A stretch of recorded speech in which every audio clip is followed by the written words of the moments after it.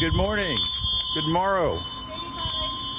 Happy 4th of July. Happy Independence Day. Thanks for joining us this morning. Hope you're well. I'm walking now with a band of merry fellows and fellowettes towards the George Ross Memorial here in Lancaster, Pennsylvania. George Ross, signer of the Declaration of Independence, signed on this day 249 years ago, was a citizen of Lancaster, a lawyer, prominent citizen, and probably the richest man in Lancaster at the time. His name is everywhere. He's got a school named after him. He's got a street named after him. He's got a memorial named after him, which is where we're walking right now. We will be doing in just a few moments a reading of the Declaration of Independence. Oh, I like it. Yep. If you've never read the Declaration of Independence in its entirety, it is an interesting document. It is a document that defines why the colonies decided they needed to launch a new form of government. It really goes into and elaborates on the points about the English rule, and in particular King George's rule, the abuses that he was inflicting upon the colonists. You may find some echoes of these complaints, more so lists of facts, not really complaints, but they're complaining facts. You might find some echoes in our modern times. I will not be deviating from the actual text during the reading, so this will be historically on the mark. Though, if I happen to glance at the camera from time to time, you know what I'm thinking. You can put two and two together. I know you're smart people. We are a smart people. We need to be smarter than we've been lately. Many of us. Both sides of the aisle. But we are one people, and we, the people, have complaints. So you're going to hear in just a few minutes, as we're getting close to Memorial, again, the list of complaints against George III at the time. But I want you to think about the rationale behind this. The idea that if you don't like something, if liberties are being taken away, and we were promised liberties, we were promised certain things by the very right of our citizenship of this great country, and it is a great country. Don't get me wrong, this is a great country. We're going through some troubling times through democracy right now, but this is a great country. But listen to the complaints. Think about them. Think about the values that we have as Americans, and how the writers of the Declaration tried to frame those values and how they were worth fighting for, how they were worth breaking away from another government to launch their own country. This was a brave thing that these people did. Here's hoping that we can be brave when we need to be. Now, am I saying we need another Revolutionary War? No. We want to keep the country we have. It's just we got things going on that a lot of us are not happy with. I mean, the rich are happy with it. But I don't know about you. I'm not rich.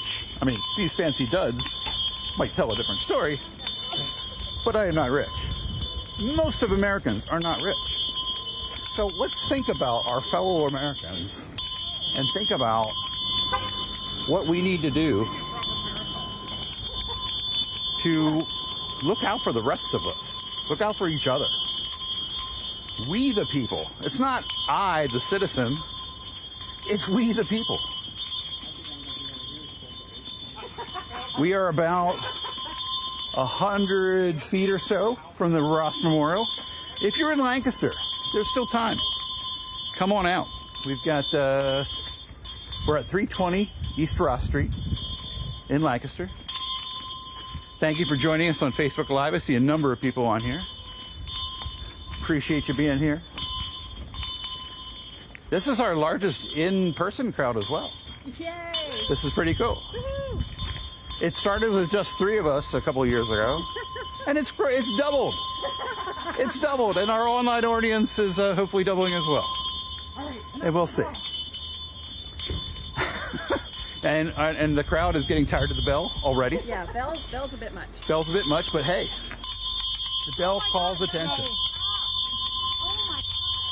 All right.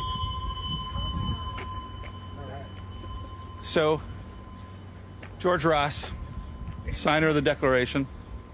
I can't see in the sun if that's in focus or not. We'll find out in a second. In any event, Mr. Ross and his comrades, his colleagues, really did something important 249 years ago. We're gonna read their words. I'm gonna flip the screen around and hand this off to my cameraman, Jim. Thank you, Jim, for being here. Good morning. Here we go. Ross Memorial. James? Water for you, sir. Oh, thank you. Oh, don't drop it. We need that. Okay. Good morning. Thanks for joining us. Hydration is key. Toasted the founders this morning with the founders. Woo! So, you know.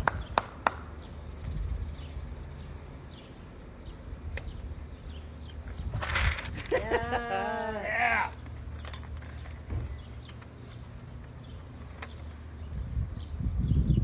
Are we ready? We are. Give him hell, Squire. In Congress, July 4th, 1776. The unanimous declaration of the 13 United States of America. When in the course of human events, it becomes necessary for one people to dissolve the political bands which have connected them with another, and to assume among the powers of the earth the separate and equal station to which the laws of nature and of nature's God entitle them, a decent respect to the opinions of mankind requires that they should declare the causes which impelled them to the separation. Yes. We hold these truths to be self-evident. That all men are created equal.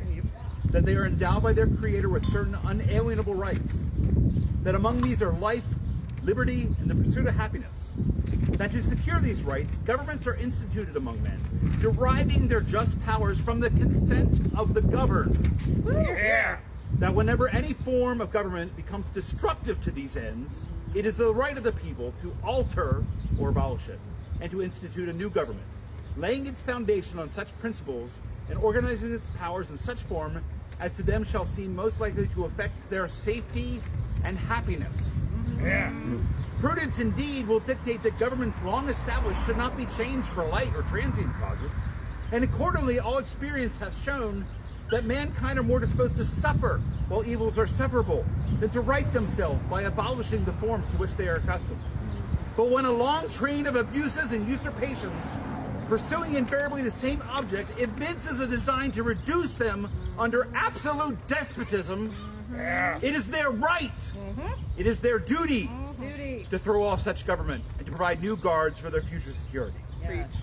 Such has been the patient sufferance of these colonies, and such is now the necessity which constrains them to alter their former systems of government. The history of the present King of Great Britain is a history of repeated injuries and usurpations, all having in direct object the establishment of an absolute tyranny over these states. To prove this, let facts be submitted to a candid world. He has refused his assent to laws, the most wholesome and necessary for the public good. He has forbidden his governors to pass laws of immediate pressing importance unless suspended in their operation till his assent should be obtained. And when so suspended, he has utterly neglected to attend to them. He has refused to pass other laws for the accommodation of large districts of people, unless those people will relinquish the right of representation in the legislature, a right inestimable to them and formidable to tyrants only. Yeah. He has called together legislative bodies at places unusual, uncomfortable, and distant from the depository of their public records, for the sole purpose of fatiguing them into compliance with his measures. He has dissolved representative houses repeatedly for opposing with manly firmness his invasions on the rights of people.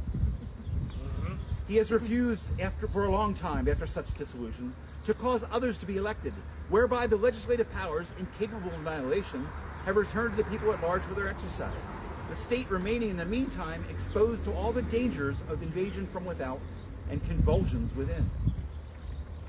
He has endeavored to prevent the population of these states, for that purpose of strictening the laws of naturalization of foreigners, refusing to pass others to encourage their migrations hither, and raising the conditions of new appropriations of lands.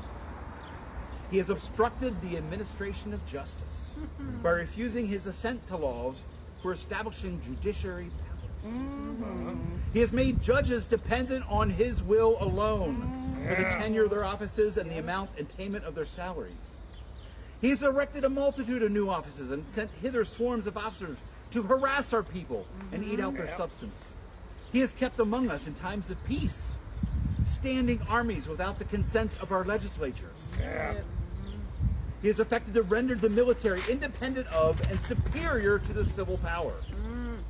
He has combined with others to subject us to a jurisdiction foreign to our Constitution and unacknowledged by our laws, giving his assent to their acts of pretended legislation, for quartering large bodies of armed troops among us, for protecting them by mock trial from punishment for any murders which they should commit on the inhabitants of these states, for cutting off our trade with all parts of the world, for imposing taxes upon us without our consent, for depriving us in many cases of the benefits of trial by jury, for transporting us beyond seas to be tried for pretended offenses, for abolishing the free system of English laws in a neighboring province, establishing therein an arbitrary government, and enlarging its boundaries so as to render it at once an example and fit instrument for introducing the same absolute rule into these colonies, for taking away our charters, abolishing our most valuable laws, and altering fundamentally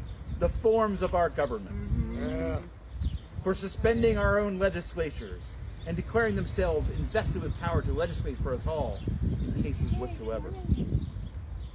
He has abdicated government here by declaring us out of his protection and waging war against us. He has plundered our seas, ravaged our coasts, burnt our towns, and destroyed the lives of our people. He is at this time transporting large armies of foreign mercenaries to complete the works of death, desolation, and tyranny, already begun with circumstances of cruelty and perfidy, scarcely paralleled in the most barbarous ages, and totally unworthy of the head of a civilized nation. He has constrained our fellow citizens taken captive on the high seas to bear arms against their country, to become the executioners of their friends and brethren, or to fall themselves by their hands.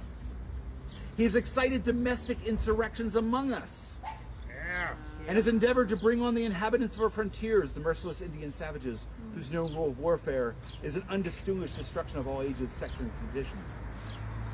In every stage of these oppressions, we have petitioned for redress in the most humble terms.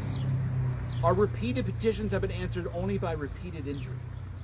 A prince whose character is thus marked by every act which may define a tyrant is unfit to be the ruler of a free people. Nor have we been wanting in attentions to our British friends. We have warned them from time to time of attempts by their legislature to extend an unwarranted jurisdiction over us. We've reminded them of the circumstances of our emigration and settlement here. We have appealed to their native justice and magnanimity.